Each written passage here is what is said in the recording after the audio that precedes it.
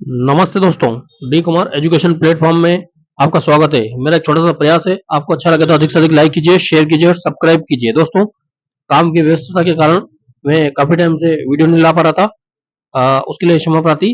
दोस्तों, वर्ग 3 की पात्रता परीक्षा भी निकल चुकी है। हालांकि इस पात्रता परीक्षा से नौकरी नहीं लगती है, नौकरी लगने के लिए अलग से परीक्षा होगी। वो 5 साल में होगी, 10 साल में होगी, ये कुछ नहीं कहा जा सकता है।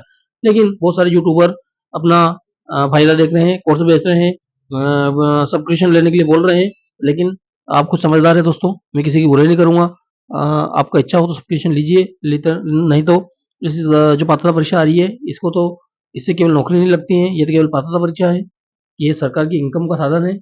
बाकी आप समझदार हैं दोस्तों। पीईबी द्वारा आयोजित माध्यमिक शिक्षक पात्रता परीक्षा शिक्षक टेस्ट 2018 3 मार्च 2019 दोपहर वाली का ये प्रश्न पत्र है।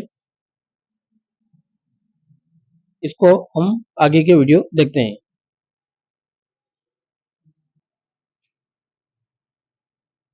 दोस्तों, निम्नलिखित कथनों पर विचार करें और सही कथनों की पहचान करें। पहला क्वेश्चन है दोस्तों, गर्म धाराएं ध्रुवीय क्षेत्रों में भूमध्य रेखीय क्षेत्रों तक गर्म जल लाती हैं। ठंडी धाराएं भूमध्य रेखीय ध्रुवों से ध्रुवीय क्षेत्रों तक ठंडा जल लाती हैं। निम्नलिखित कथनों पर विचार करें तथा सही कथन की पहचान करें। अब इन दोनों से ढूंढना है दोस्तों सही कथन कौन सा है। गर्म धाराएं ध्रुवीय क्षेत्रों में भूमध्य रेखीय क्षेत्रों तक गर्म तक लाती हैं। ठंडी धाराएं भूमध्य रेखीय क्षेत्रों से ध्रुवीय क्षेत्रों तक ठंडा जल लाती हैं। दोस्तों, केवल दोनों, केवल एक, इनमें से कोई नहीं, उपयुक्त दोनों। दोस्तों, इनमें से कोई नहीं, दोनों आंसर गलत है दोस्तों। अब दोस्तों, बहुत सारे विद्यार्थी इसमें से दोनों सही लगा के आ जाते हैं, लेकिन इसमें से बताया गया है कि तीसरा सही है, यानी कि दोनों गलत हैं। गर्म धाराएं ध्रुवीय क्षेत्रों से भूमध्य क्षेत्रों तक गर्म जल नहीं लाती हैं। ठंडी धाराएं भूमध्य रेखीय क्षेत्रों से ध्रुवीय क्षेत्रों तक ठंडा जल नहीं लाती है। आगे देखते हैं दोस्तों, किसने कहा था कि हमें ऊपरी स्तर से नियोजन का अंत करना चाहिए। हमें हवाई ऊंचाई तथा जमीनी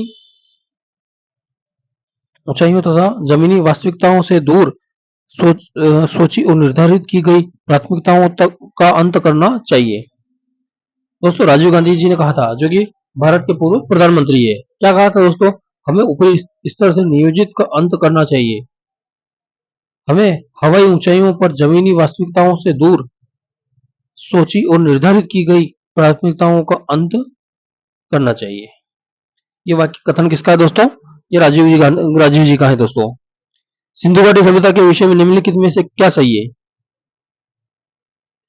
सिंधु घाटी की मोहरों में पाए जाने वाला सबसे सामान्य रूपांकन एवं सिंह का जानवर, उसके जल निकासी व्यवस्था, उसमें नियोजित शहर।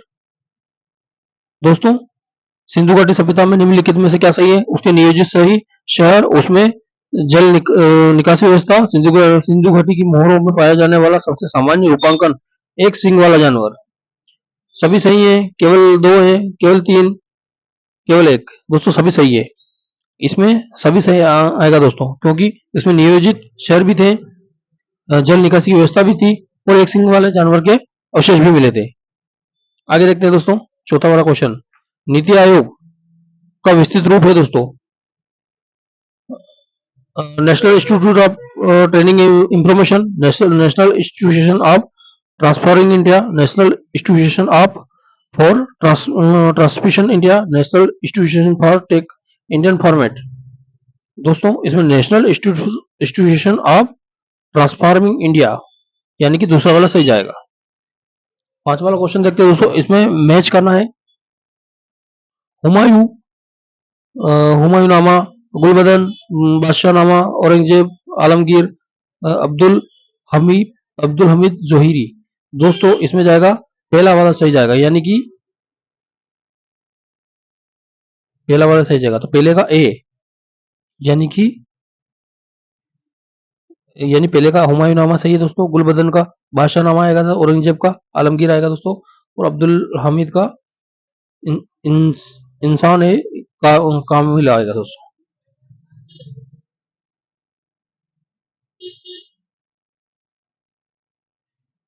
नहीं, माफ कीजिए दोस्तों, थोड़ा सा गलत हो गया। दो गलती इंसानों से होती है, यानी कि पहला नहीं आएगा दोस्तों, इसमें चौथे वाला से आएगा।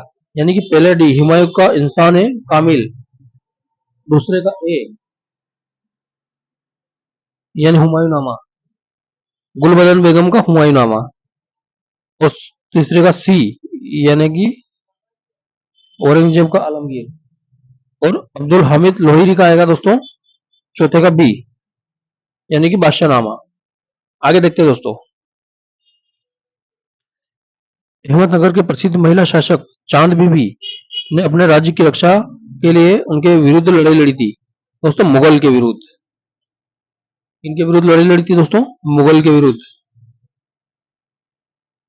अहमदनगर की प्रसिद्ध महिला शासक चांद बीबी ने अपने राज्य की रक्षा के लिए, यानी कि अपने राज्य की रक्षा के लिए किससे लड़ी थी? मुगलों से लड़ी थी चांद बीबी।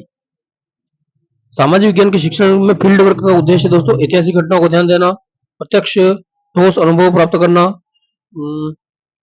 दृश्य दर्शन का आनंद लेना, अधिक सामाजिकरण करना।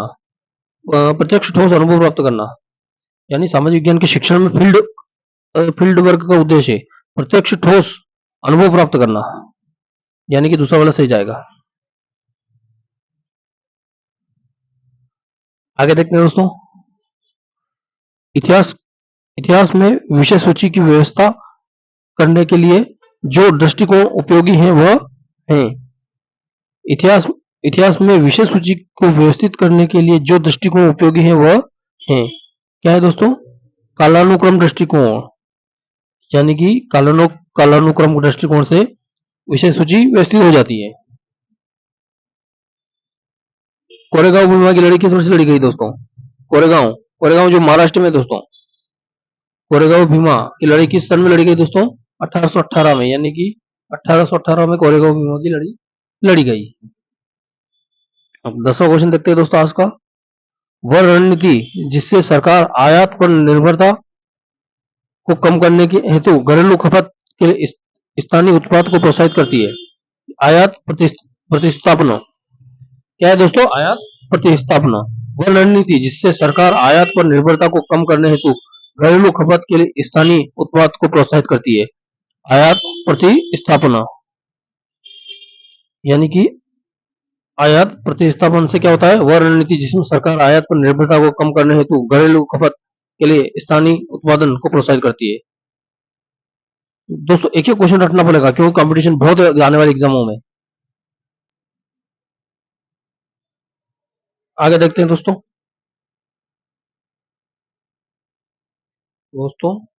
NAFED का तात्पर्य क्या है, यानी कि इसका फुल फॉर्म क्या है दोस्तों? यानी कि राष्ट्रीय agriculture cooperation management fund of India and limited, यानी कि नेफ्ट, राष्ट्रीय agriculture cooperation management fund of Indian limited. आगे देखते हैं दोस्तों। छात्र संघ का गठन करने की जानकारी या ज्ञान इकट्ठा करते हैं और टीम में कार्य करते हैं, इसे एक रूप में जाना जाता है। छात्र संघ का गठन करके जानकारी या ज्ञान इकट्ठा करते हैं और टीम में कार्य करते हैं, इसे इस रूप में जाना जाता है।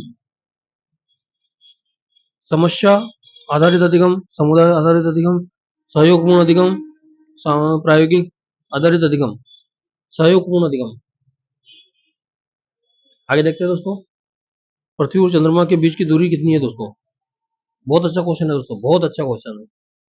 पृथ्वी और चंद्रमा की दूरी कितनी है दोस्तों? ये दूरी बताना आपको, ये मान लो पृथ्वी है और ये चंद्रमा है तो दूरी बताना है, यानी कि 1000 सैकड़ा हजार 10,000 लाख 3,84,000 किलोमीटर है, यानी कि इसमें दूसरा वाला सही जाएगा।